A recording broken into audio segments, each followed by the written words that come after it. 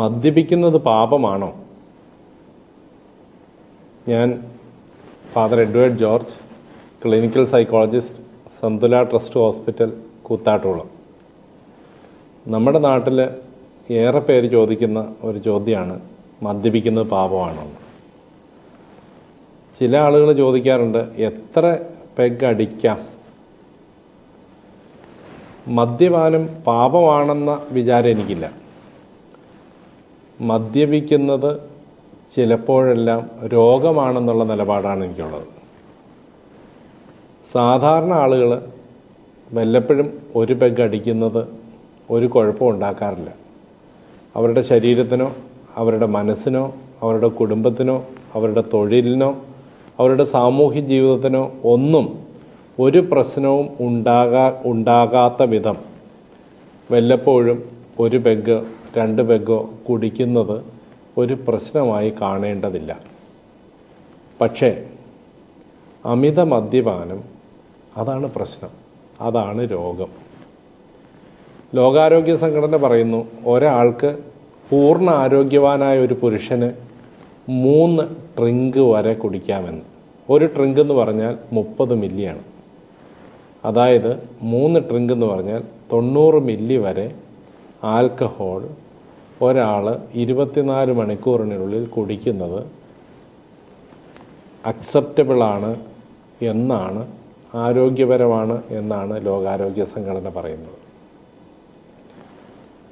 പൂർണ്ണ ആരോഗ്യവതിയായ ഒരു സ്ത്രീ പക്ഷേ 2 ഡ്രിങ്ക് വരെയേ കുടിക്കാൻ പാടുള്ളൂ എന്നാണ് വൈദ്യശാസ്ത്ര വിദഗ്ധരുടെ നിഗമനം.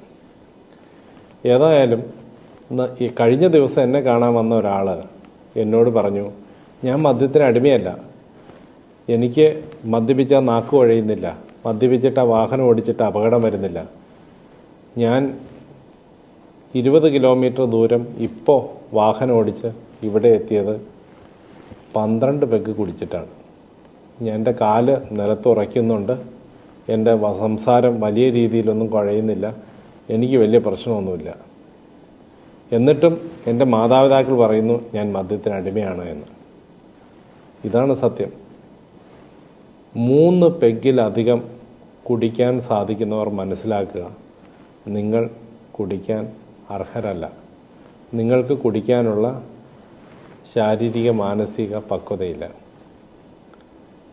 എല്ലാ മനുഷ്യരും കുടിക്കുമെങ്കിലും സാധാരണഗതിയിൽ ആരോഗ്യമുള്ള ഒരു മനുഷ്യൻ എത്ര ശ്രമിച്ചാലും 3 പെഗ്ഗിലധികം കുടിക്കാൻ സാധിക്കില്ല.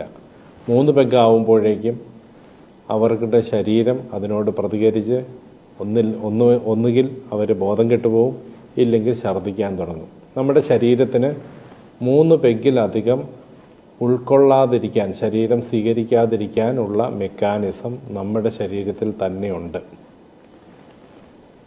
എന്നാൽ ചുരുക്കം ചിലർക്ക്, 100 പേരിൽ 25 പേര് വരെ നമ്മുടെ നാട്ടിൽ അങ്ങനെ ആയിപ്പോകാം. എങ്ങനെ? മദ്യപിച്ചാൽ തുടർച്ചയായി മദ്യപിച്ചുകൊണ്ടേയിരിക്കും. 3, 4, 5, 6, 7 എന്നിങ്ങനെ എത്ര അധികം കുടിക്കാൻ പറ്റുമോ അത്രയധികം അവർ കുടിക്കും.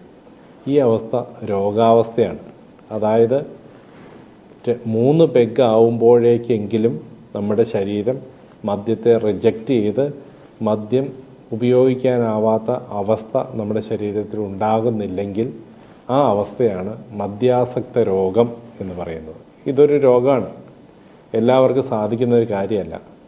അമിതമായി മദ്യം ഉപയോഗിക്കാനുള്ള കപ്പാസിറ്റി ഒരാൾക്ക് ലഭ്യമാകുന്ന അവസ്ഥയെയാണ് മദ്യാസക്തി എന്ന രോഗം കൊണ്ട് ഉദ്ദേശിക്കുന്നത്. അവിടെയാണ് ചികിത്സയുടെ ആവശ്യം. വല്ലപ്പോഴും 1, 1.5 മാക്സിമം പോയ 2 വരെ പെഗ് അടിക്കുന്നവർക്ക് മദ്യാസക്തി എന്ന രോഗവുമില്ല, അവരുടെ മദ്യപാനം പാപവുമല്ല.